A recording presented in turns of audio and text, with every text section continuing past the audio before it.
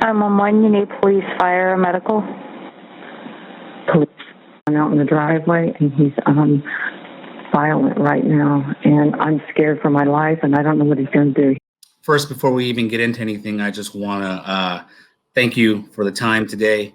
I know what we're about to talk about, what we're about to speak of is a heavy topic, and it's something that's been weighing on you for a while. So I do just want to say, first and foremost, before we dive into anything, thanks for taking the time to speak with us. Yeah, thanks for having me and taking it as serious as it is. So I guess I'll start here. Back in late July, I received an anonymous tip about a possible Mike Perry domestic violence situation. And so I looked into it, and I ended up reporting that you had filed for a restraining order in March, which was denied, and is worth noting, but we'll get into that later. But you did file for a restraining order against who was your then husband, Mike Perry. Shortly after this was reported, you went on Instagram and you posted a photo of yourself with Mike, and he's covering your mouth, and you wrote, "I'm done being silent. What happened is not okay. It's never acceptable." What was it that you were alluding to in that post? Domestic violence. And weirdly enough, it's taken since then a really long time to get, all the evidence and things like that we needed to make sure that, it's credible and everyone understands that it's serious. This isn't a joke. But weirdly enough, October is National Domestic Violence Awareness Month. So God works in funny ways how that happens. So there's a lot to talk about. But let me go ahead and start here. You cornered a lot of Mike's fights, and people thought you guys were pretty much perfect for each other, a great couple. And you guys eventually got married in September 2019.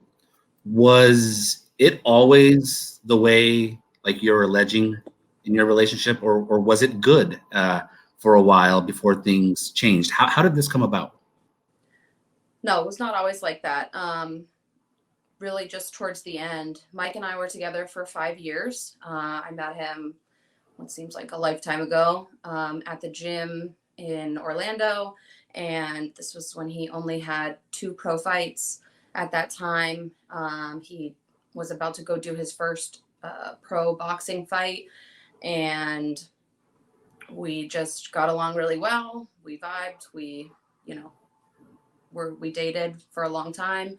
And then there were some times when we were on and off and things like that, normal relationship stuff, not anything crazy.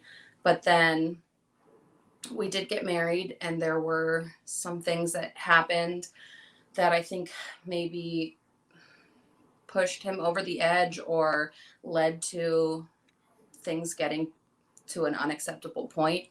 Like you said, I was there for a lot of fights, and you see a lot of stuff when you're in the back that no one else really sees when you're with someone the whole time.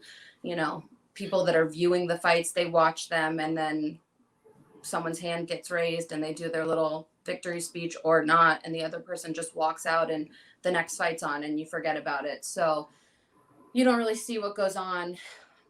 You can go to the hospital a winner or a loser. So really there is not a good outcome in this sport for, your body and your brain and things like that. So I do think that head trauma had a lot to do with it, which is definitely not an excuse. It's a more so of a reason to get help and for people to take it more seriously.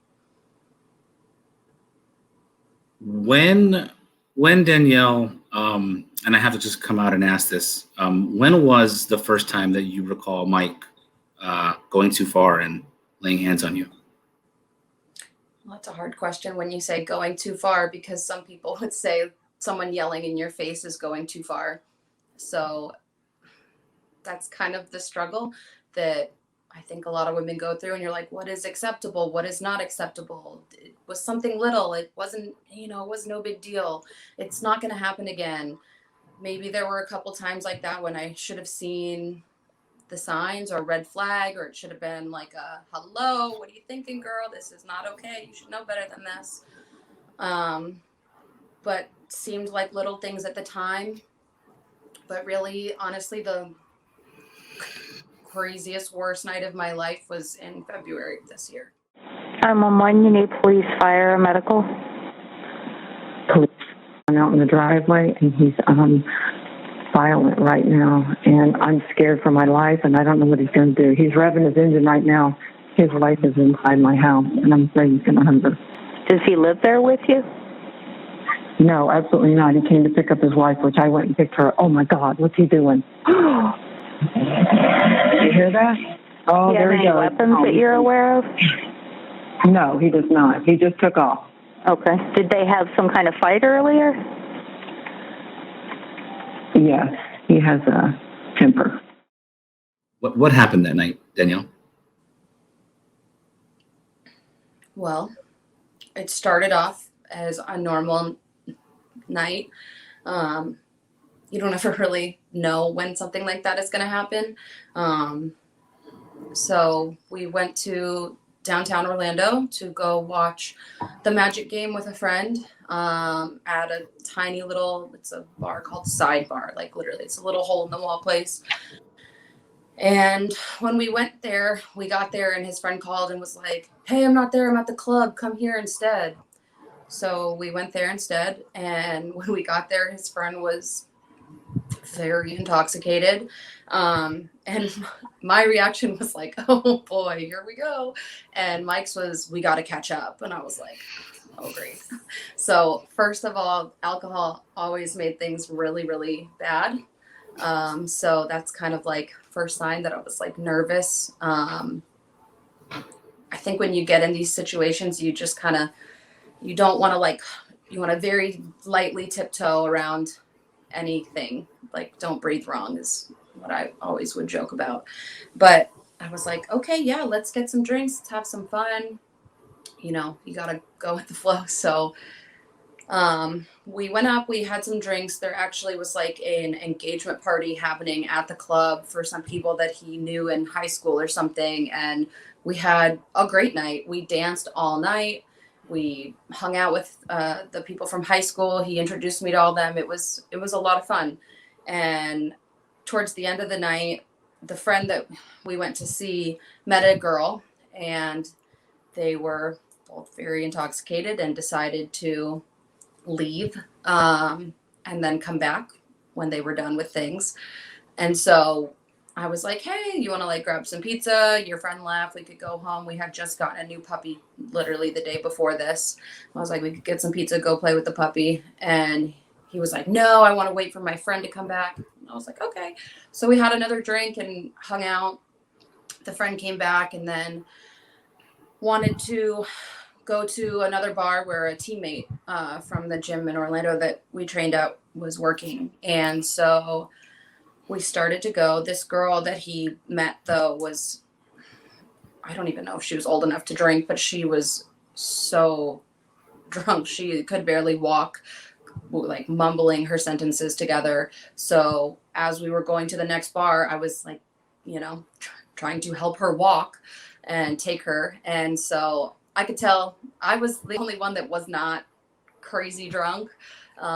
So I was like, this is not looking good. You know, you just start to get nervous and know things usually don't end up well when everyone's this drunk. So we went to the next place and I propped this girl up in her high chair at this little table that we sat at, and she was so out of it. But Mike went and got us all a round of drinks and came back, and the boys were talking. I was just sitting next to this girl and I was on my phone. Like it was really, really late. So I was, you know, we were wrapping things up. Everything was about to close. And I have no idea what they were even talking about, but Mike or someone said something. And then this girl looks at him and says something sassy. I don't know what it was. I don't remember, but she gave him lip. And so, like I said, you tiptoe around these sort of things. Like you never do that. That's just not something you do. So I immediately knew this was going to be an issue. And he said some really vulgar things back to her, like, the only reason you're here is because my friend just effed you in the car, blah, blah, blah. So shut your mouth, you know what. And she didn't like that, obviously. Who would? So she picked up the drink that he just bought her and poured it on his head. And that was like the beginning of the end. So What did that do? skyrocket him into like another dimension of anger. I knew that was coming. As soon as she did it, I like threw myself in front of her and tried to put my arms up to protect this random girl that I didn't even know, but I just knew what was coming. And he hit her, knocked her out off her high top chair onto the floor. And I immediately went into like damage control mode. Thank God. His friend was the bouncer at the club, and he just looked at me and he was like, "You got to go now." And I was like, "Yeah, I know." So we left real quick, got out of there, got to the car, and obviously pretty upset and flustered and things. But I was like, "Hey, look, you've drank a lot more than me. Just let me drive home." And he completely refused in every way. So I was like, we could just leave your car, get an Uber. Nothing was going to work for that. So we get in the car and I was like, please just drive safe. Cops are out. Like, come on, be smart. So we started driving home and everything seemed great. Halfway through, he had driven the speed limit. That was better than a normal day. Stopped at stop signs and red lights. I even ordered a pizza on the way home. Still trying to like smooth things over, like, forget that girl. She was, wasted. Like, she should have never said that. She should have known her place, trying to really smooth things over because he was still so upset. And we seemed fine. We got about halfway home and then he started coming up to this red light and wasn't slowing down. He was speeding up. And I was like, please stop. Hey, do you see that red light? You see the red light? And he was like, not saying a word, just kept going, started going faster. And I was like, please stop at the red light. Please, like literally begging him. Blew through it. And it wasn't like it just turned red. It was like we could have just died kind of red. So I have severe car anxiety when he drives and it's horrifying. So I was like, please just stop the car and let me get out. I'll get an Uber home. I just can't be in the car if you're going to drive like this. So he slammed on the brakes. Get the fuck out then, bitch. So I was like, whoa, okay. So I got out. I was like, that's what I asked for. Got out, went to call my Uber. He speeds off. And like 2 minutes later, comes right back and speeds back. And is like, get in the car, you this and that. And I was like, I'm not going to get in the car unless you let me drive. Because I don't feel safe. So it's really not a big deal. We're almost home. I'll just Uber or something. He starts screaming at me. And I was like, I really don't want to get in the car at all in this point. So he was like, get in the car, blah, blah, blah. And I was like, I'm only getting in the car if I drive. So I walked towards the driver's seat because he kept insisting that I get in the car. So I was like, okay, then I'm driving. And as I went to try to get in, he grabbed me and threw me in the grass of this person's yard. I don't even know. We were in Winter Park on the brick road, like where all these mansions are. And I was like literally in someone's front yard. This is near Orlando, yes? Or in Orlando? In Orlando. Winter Park is just another city there. Yeah. And so he was yelling at me and on top of me, like faking, like, I told you get in the car, and doing all kinds of stuff like this. And I was like, are you kidding me right now? We're literally in the middle of your car's in the middle of the road. We're in someone's driveway. What are you doing? Nothing was wrong. Like, just drive normal. And he is screaming, gets off me to get back in the car. So I walked around like I was going to get in the car, but did not because there was no way. So I just kept walking down the road, the opposite direction of his car. And I was like, I'm calling an Uber. I don't want to get in the car with you. I'm sorry. It's not happening. So he was furious, drives off. After that, I was nervous. So I called his friend that we were just with. And I was like, hey, I don't know what to do because he just like threw me in someone's yard. He just ran a red light and is acting absurd, like more than ever. So I don't know if I can handle him when I get home, and I don't know what to do. So can you please help me? So the friend came and got me, and we went straight to the house. We weren't far, so it was very quick. The pizza was there at the house. Everything was fine. Mike was already home. And when we walked in, he was so upset. So upset. He hadn't calmed down. No. His friend tried to calm him down, and he just got even more mad. And he was like, why are you here? Why did you pick up my wife? And all this stuff. And I was like, because you're acting crazy and I don't know what's going on. And it wasn't like, I know this sounds awful, but it wasn't like we had a fight, so he had a reason to be mad at me or something like that. It was this other girl that set him off, and it was nothing to do with me at all. So the friend's trying to calm him down. It's not working. Honestly, it's just making it worse. And he seems more upset that he's there. So Mike went to go into the bathroom, and I told the friend, I was like, hey, I'm sorry. I guess you should just leave. I mean, he seems more upset than you're here. Maybe I can calm him down. I don't really know what else to do. So he left, and I went into the guest bathroom on the other side of the house. And when I was washing my hands, about to come out, I heard him yelling to me. And he was like, are you still here, bitch? Or did you leave with him? And I was like, oh, okay, here we go. So I came out of the room, and I was like, hey, honey, I'm right here. Like, I was just going to the bathroom. I just came out. Like, everything's fine. Don't worry about it. Like, tonight might got a little crazy, but it's okay. It was totally that girl's fault. Just, like, trying to really smooth things over. And that did not work. He ran straight at me like a football player, like, to tackle me. Sprinted across the house. And where we were standing was on tile. And I really did not want to get tackled into tile. So I ran to the carpeted living room. So I got there, and I was trying to, like, put some distance in between us, put anything in between us to, like, give some space to try to talk to him, to calm him down. And he was, like, playing cat and mouse with me, like, running around objects, like, literally just, like, horrifying, chasing me. We had a massage chair in the middle of the living room that's, like, one of those huge ones that's, like, electronic, very heavy, plugged into the wall.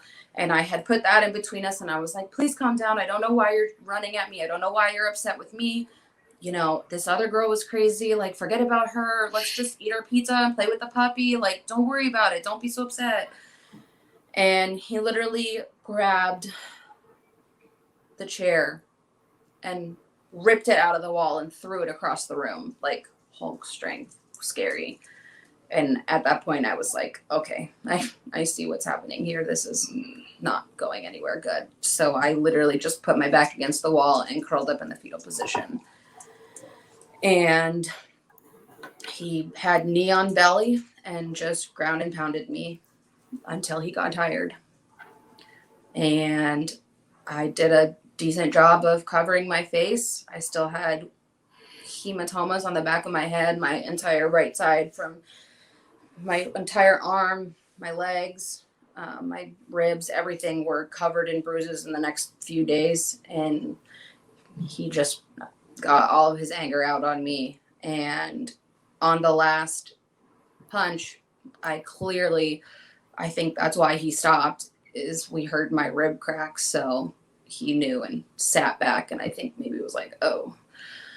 And I think he was also just tired of hitting me so much. So as soon as he sat back, I got up and I ran to the door. And he was still sitting there, like, out of breath, like, and I was like, what are you doing? And he got up and sprinted at me again.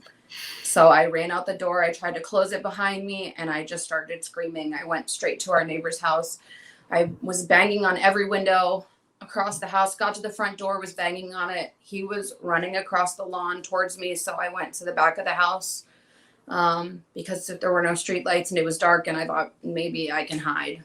So I kept going back behind his house, and I guess our neighbor came out, and he was like, hey, what's going on? And Mike saw him and was like, hey man, sorry to bother you so late at night. You know, we just had an argument. Sorry to wake you up.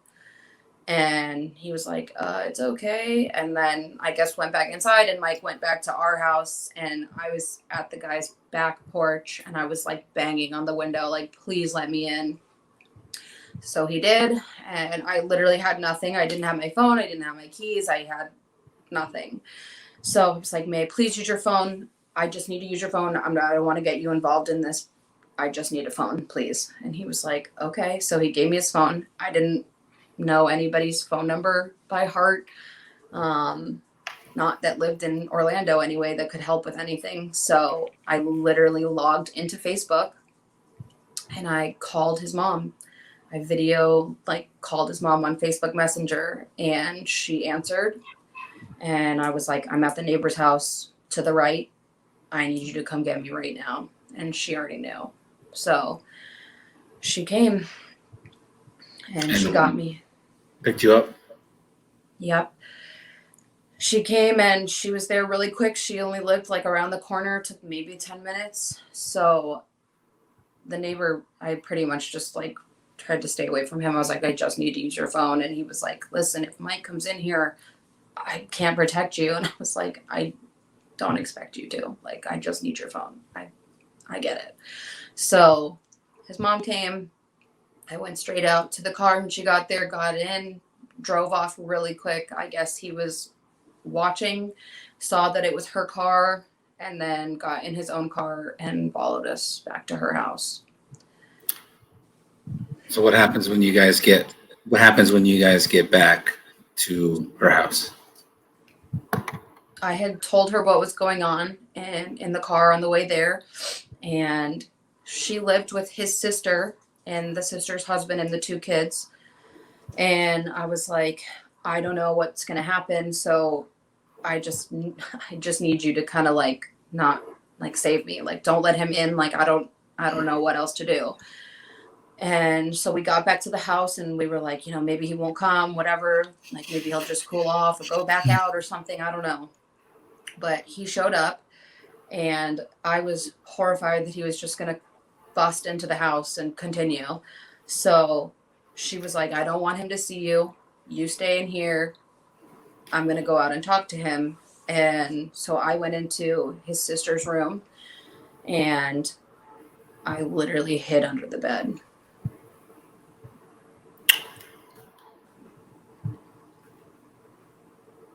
Trying to process all of that. That's a heavy story.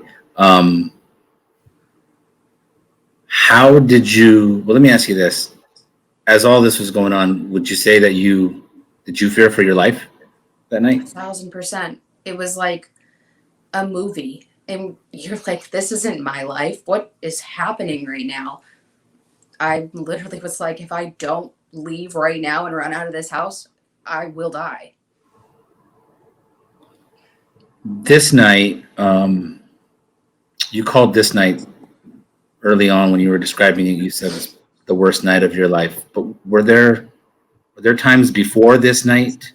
Was this like a boiling point, like a culmination of behavior that had changed with Mike, where he started to lay hands on you? He, like I said before earlier, there was, you know, you're always like, oh, was this a sign? Should I have known? Should this have been a red flag? Was this something, you know, before then? There was nothing ever even remotely close to this night.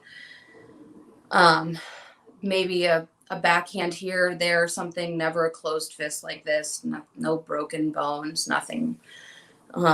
Still does not make it okay. Still should have known better. But usually he always had a temper, but I was like the one person that could like calm him down and bring him back to earth and be like, hey, it's okay. Like, we're going to figure this out, whatever it was, whether it was a fight with us or a fight in the UFC or anything in life.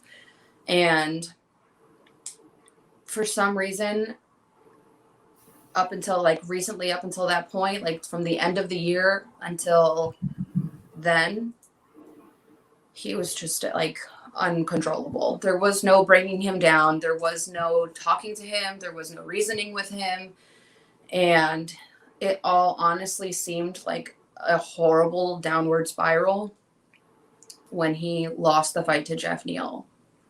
He just, after that, kind of, was like, I need to take a break and whatever.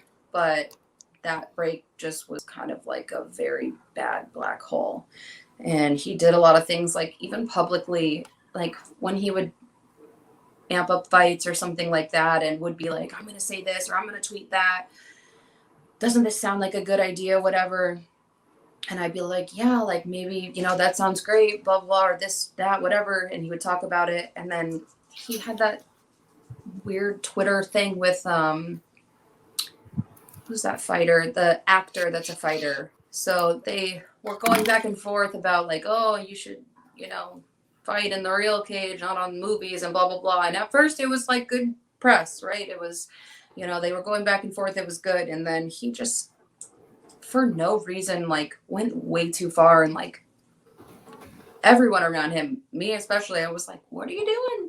That's a little bit much, like that's not good press. Like I know there's no such thing as bad press or whatever, but like that's not a good look. And his friends were upset with him. And it was just like, no matter what anyone said, it was like, F the world and I don't care. And I just like want to self-destruct. So that's like, you can't help somebody at that point. They don't want to help themselves. There's nothing you can do. During these times, when Mike would get angry and violent with you, was alcohol always a factor in it, or was Almost that not? Every 99% of the time, yes, always. You mentioned the Jeff Neal. You specifically just mentioned Jeff Neal post fight. I'm curious what you're alluding to there. That was at UFC 245. Mike lost by I believe a head kick knockout. He lost by a head kick knockout that night. What specifically happened that night that you're bringing that up?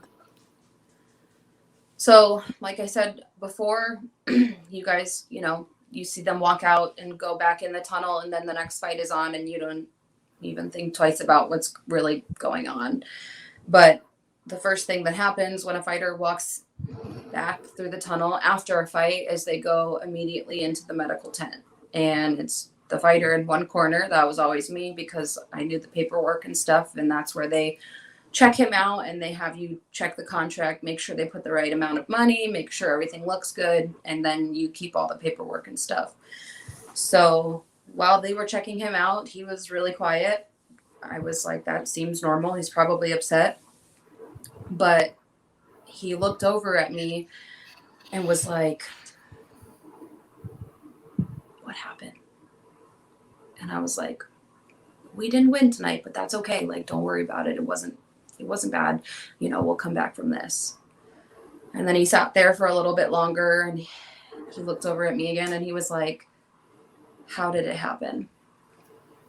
And I was like, it was a knockout and it was a head kick. And then he hit you with a few more punches and then they stopped it. And he was like, was it early? I was like, yeah, but don't worry about it. Like, it's okay. Like, we'll come back from this. Next one's the best one. That's what we always say. And he was just really out of it. He had no idea what had just happened to him. No. And when we left the medical tent, his two coaches were on the other side. And I guess they didn't see us come out when we did. And we went back into the locker room. And I think that stadium must have been a hockey stadium or something. I'm not really sure, but they had the workout room, right, that you're in with the other, like 3 other fighters.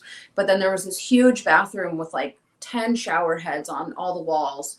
And so we went back in there and he just had no idea and was getting so upset that he didn't know and was like insisting that we were about to go out again. Like, we're about to go out, right? We're about to walk out. That didn't just happen. Like, that wasn't me. He kept saying, that wasn't me. That wasn't me. I didn't do that. I don't even know what happened. That wasn't me.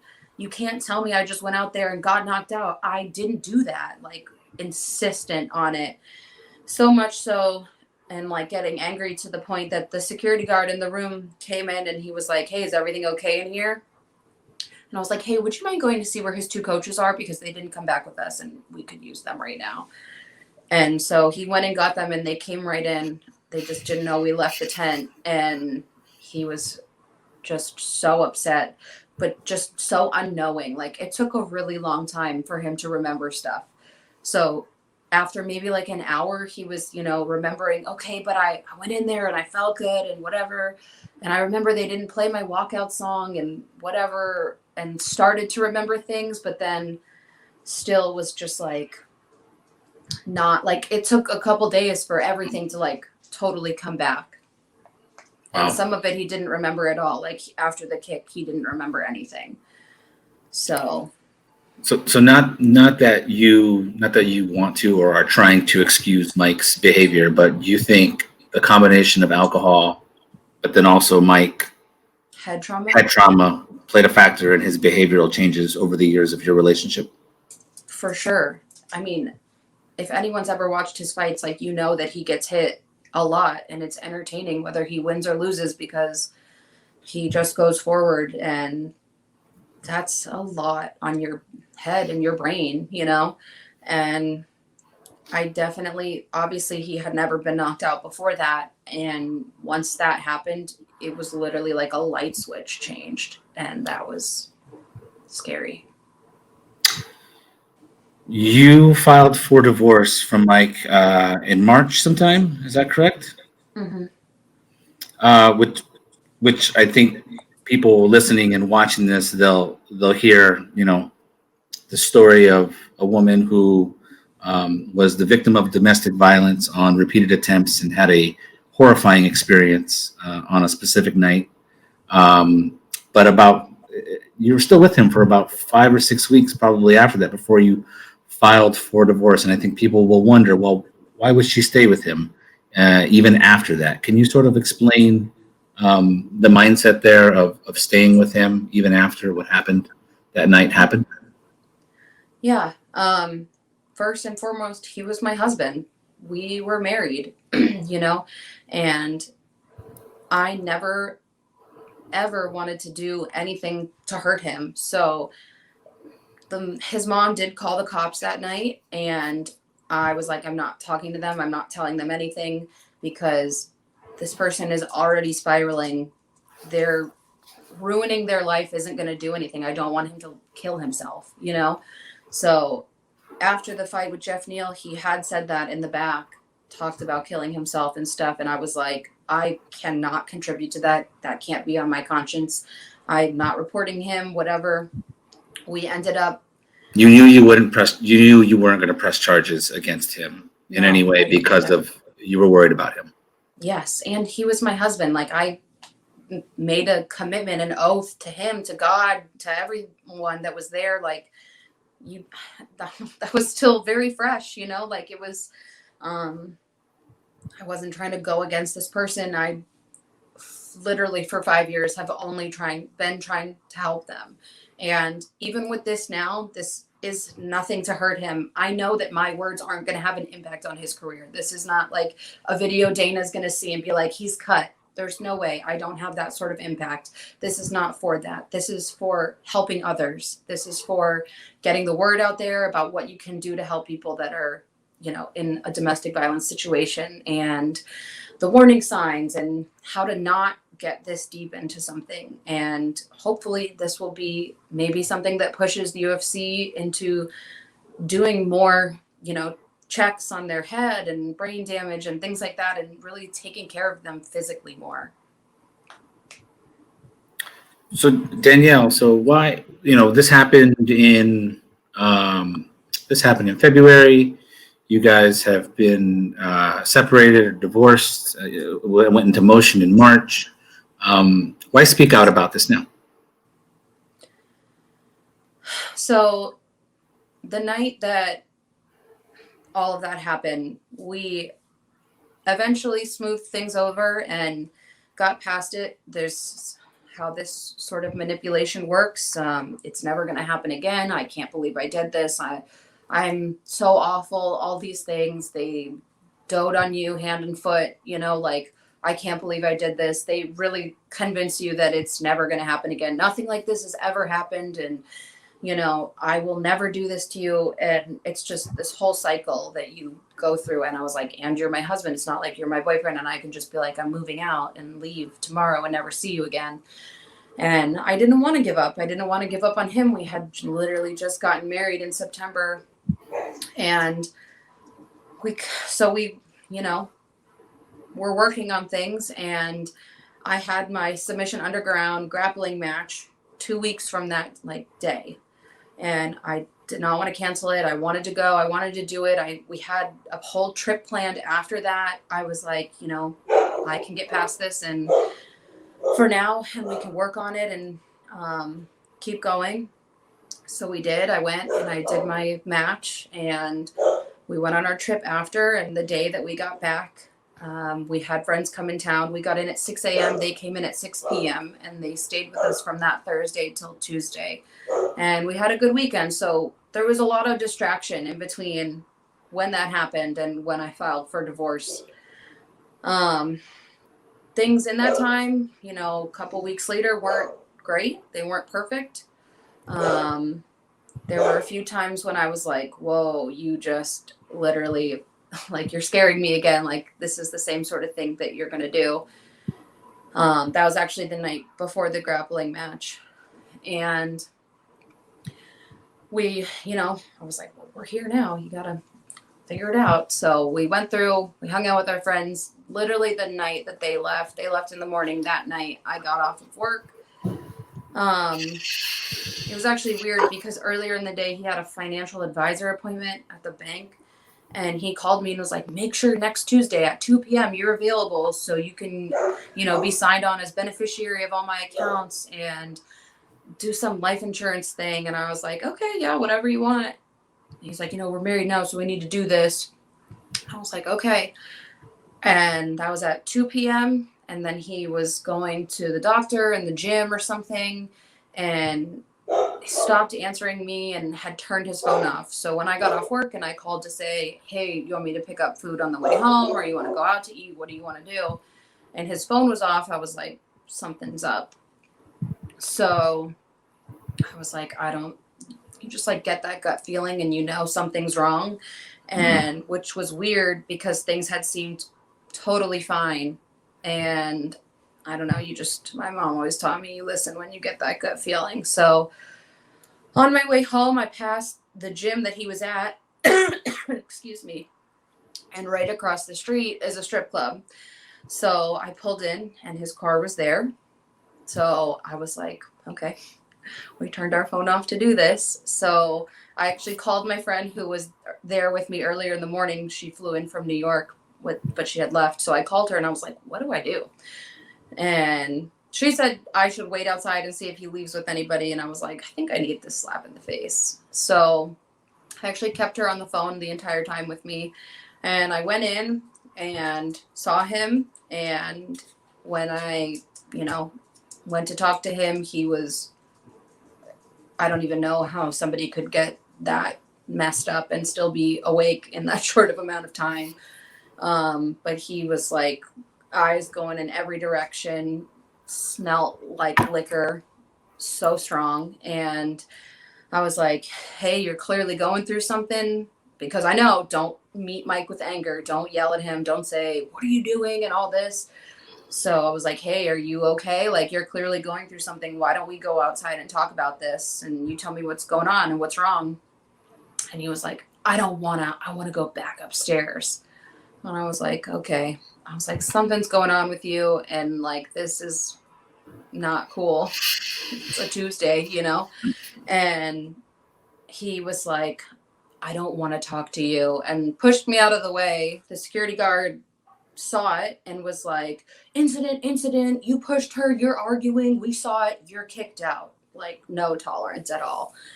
And I was like, great, this was not how I wanted this to go. This is bad. So he's all upset now that we're getting kicked out, and was like so angry about it. And I was like, what? Like, okay. So we walk out the door, he's smoking his cigarettes, and I parked my car right next to his, but it was down in the parking lot and it was dark and there was nobody over there. So I was like, I'm going to wait here until you leave. I'm not going to walk to my car alone in the dark after what happened a couple weeks ago. So he was all upset and just like taking his time, smoking his cigarette, blowing it in my face. And I was like, what are you so upset about? Like, what are you mad because you didn't go get to party the rest of the night, or like what? I was like, he was like, I still had 45 minutes left with her in that private room. And I was like, okay. So are you mad that you didn't get to have sex with her? Is that what you're so upset about? And he, and I quote, said, I didn't pay to have sex with her. I paid. And I was like, Wow. wow, that was a literal quote. My friend was still on the phone for all of this. And luckily after that, he threw his cigarette away and left. And I got in my car and I called for a non-emergency police escort because I was like, if he goes back to the house, I'm not having round two of what just happened. And this is clearly fixable at this point. I literally had 2 non-negotiables, which we talked about 5 years ago when we started dating. And I was like, don't put your hands on me and don't cheat on me. Like, those are the only 2 things that I feel like we can't work past. And he had checked off both boxes. And I was like, it's time to go, D. You can't put yourself through this anymore. I can't die for him to live. So I called and they waited for 4 cops to come because they were so scared of what he would do. And I was like, try living with him. But they waited. We went in and I got like 2 t-shirts and a pair of shorts and my dogs. And that was it. And that night I went to a friend's house. She was so kind to I called her at midnight and I was like, hi, it's me and my 3 dogs and I have nowhere to go. And she was like, oh, you're here, come here. And I was just lucky that happened. She has a dog also, so the 2 of us and the 4 dogs all slept in her queen bed together. It was a bit cozy. And I literally never saw him again since that night. And I filed for divorce the next morning at 8 a.m.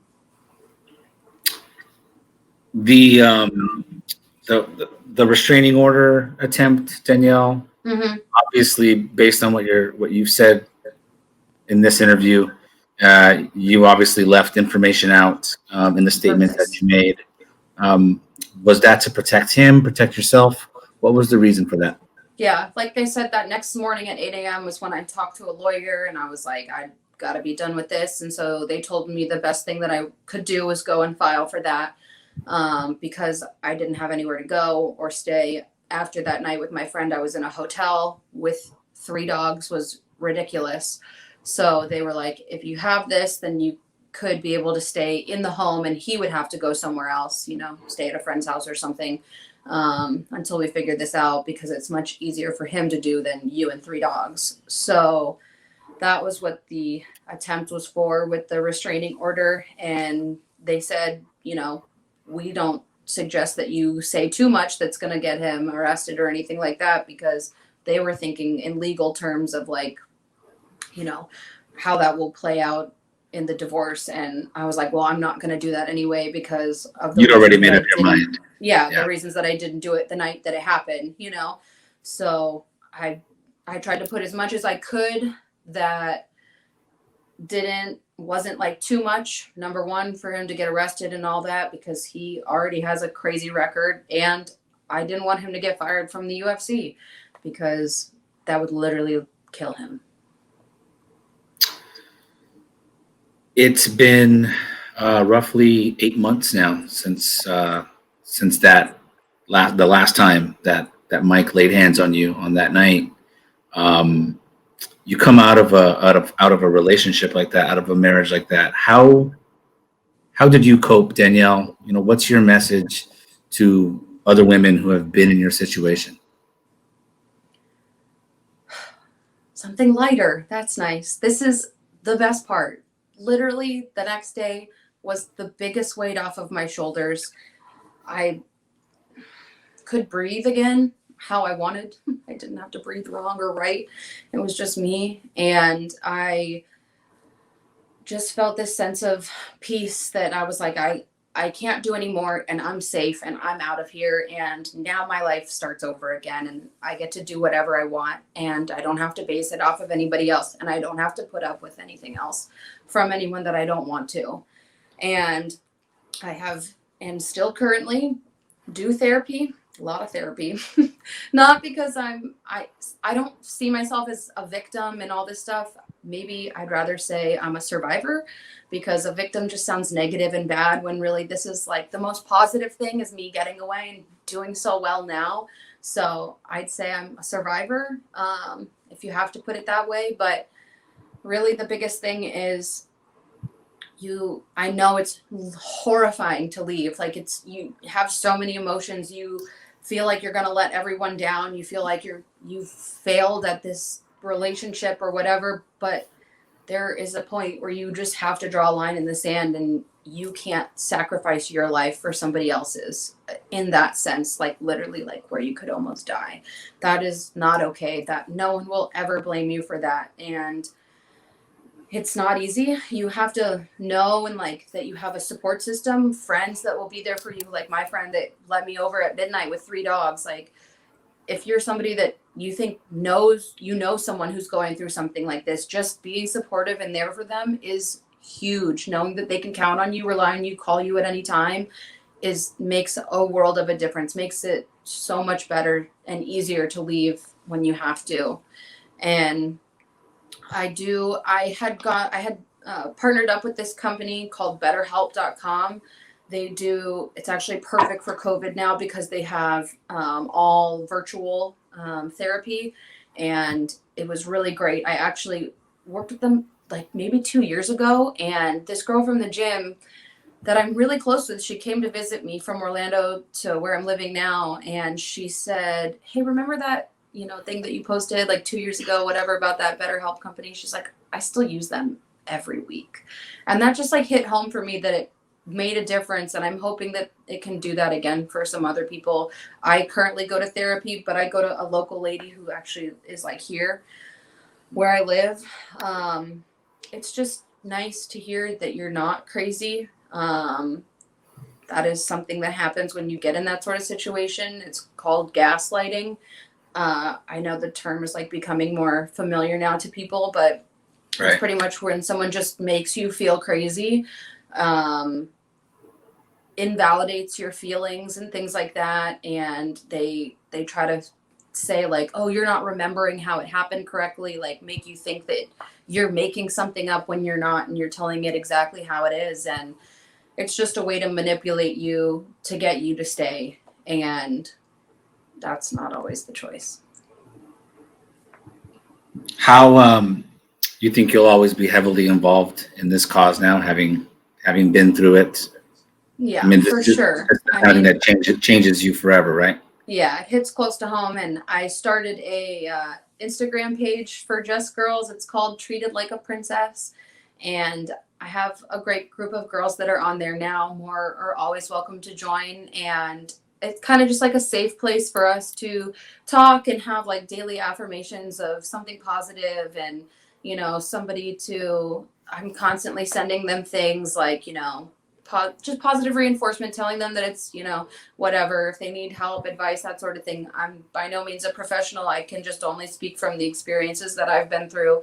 But I think it's nice to have some sort of community, especially when you're going through something and you just need somebody to talk to. And maybe you can't afford therapy, or you don't want to go, and that's too much of a commitment, but it's something. So I just want to help anybody who's been in my situation, or it's like currently going through it. If I can help one person get away from that, that's my life's work. I would be thrilled. And the one last thing I want to touch on and ask you about, Danielle, is, Mike obviously has moved on, and he's about to become a father, as I'm sure you're aware. Are you still concerned for Mike? And what's your hope for him?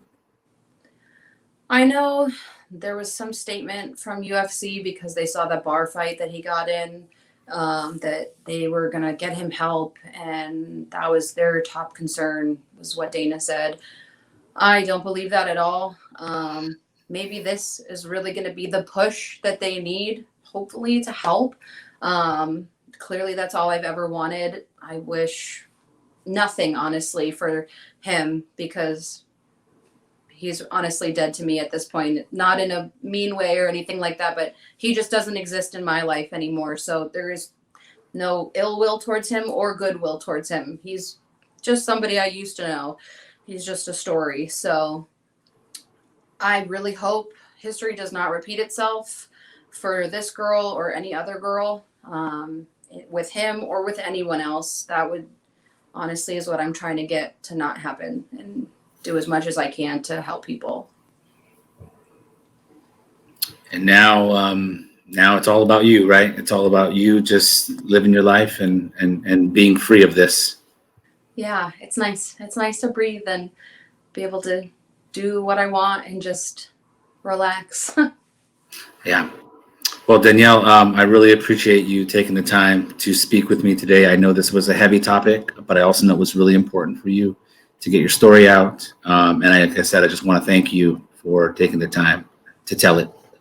Thank you. And thank you for taking it so seriously and giving me a platform so that it can reach more people and hopefully help more people.